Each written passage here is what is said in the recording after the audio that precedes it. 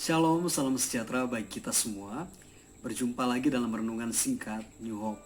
Saat ini saya mengangkat satu tema tentang melatih kesabaran yang saya landasi dengan kebenaran firman Tuhan yang saya ambil di dalam kitab Amsal pasal 16 ayat yang ke-32. Demikian firman Tuhan. Orang yang sabar melebihi seorang pahlawan. Orang yang menguasai dirinya melebihi orang yang merebut kota.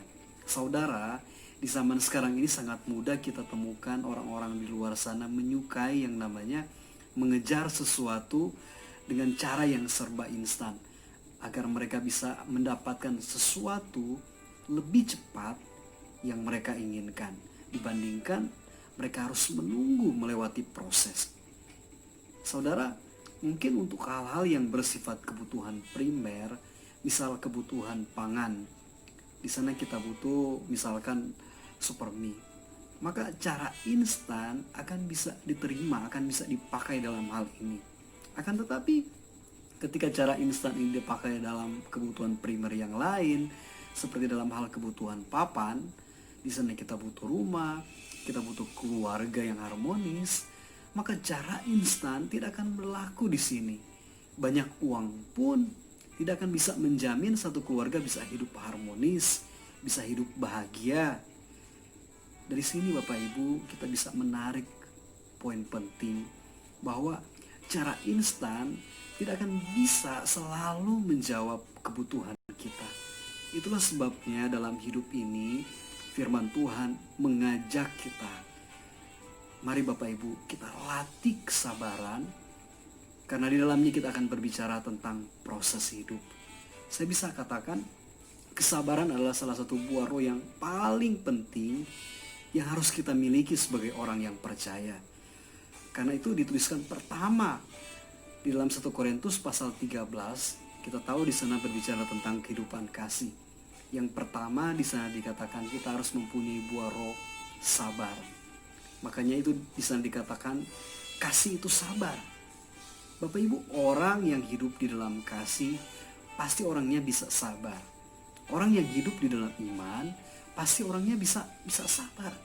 Saya akui memang tidak mudah bagi seorang untuk menguasai dirinya dengan tetap bersabar, terlebih sabar dalam hal menanti janji Tuhan dalam kehidupan kita. Itulah sebab firman Tuhan mengingatkan kepada kita di dalam Pengkhotbah 7 ayat 9, dalam versi firman Allah yang hidup di sana dikatakan, janganlah cepat marah, karena sikap seperti itu adalah sikap orang yang bodoh. Dengan kita bisa melatih kesabaran kita, maka kita tidak akan cepat-cepat bereaksi ketika sesuatu yang terjadi tidak seperti yang kita inginkan. Oleh sebab itu bersabar adalah bagian penting dari sikap percaya kita kepada Tuhan. Kenapa? Karena keadaan hidup kita tidak akan selalu seperti yang kita inginkan. Firman Tuhan menjamin Bapak Ibu, siapapun kita yang mau bersabar menanti jawaban dari Tuhan, dia tidak akan dikecewakan. Oleh sebab itu, kita perlu melatih diri kita bagaimana menjadi orang yang bisa sabar, bukan hanya pada hal-hal tertentu, tetapi pada semua hal, di segala situasi.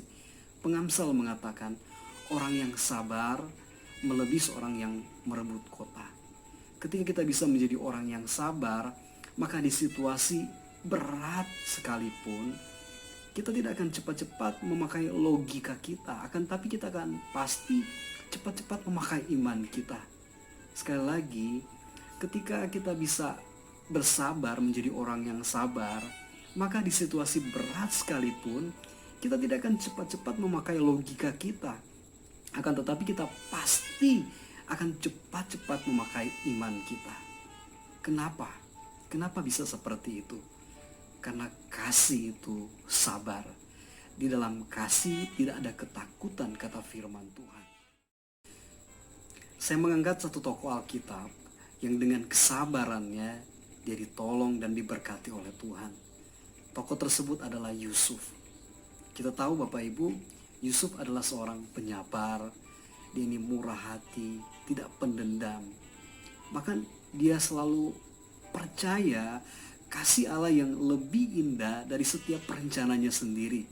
Dan yang luar biasa, dia tidak pernah menyalahkan Tuhan atas apa yang terjadi dalam hidupnya.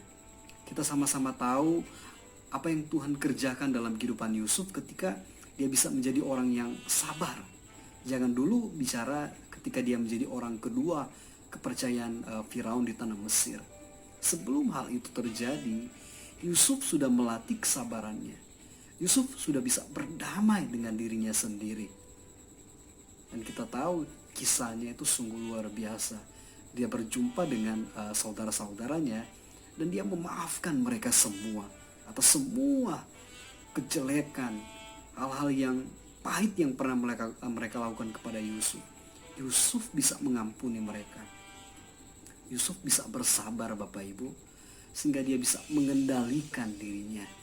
Pada akhirnya dia bisa mengampuni, dan yang paling luar biasa, dia bisa mengerti maksud rencana Allah dalam kehidupannya, kenapa dia harus berada di tanah Mesir. Melalui firman Tuhan saat ini mengingatkan kepada setiap kita, kalau kita ingin melihat dan mengalami janji Allah yang besar yang Ia sediakan bagi kita harus belajar satu hal.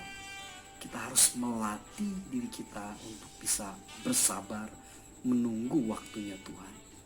Puji Tuhan Bapak Ibu, demikian renungan firman Tuhan saat ini. Tuhan Yesus memberkati. Haleluya.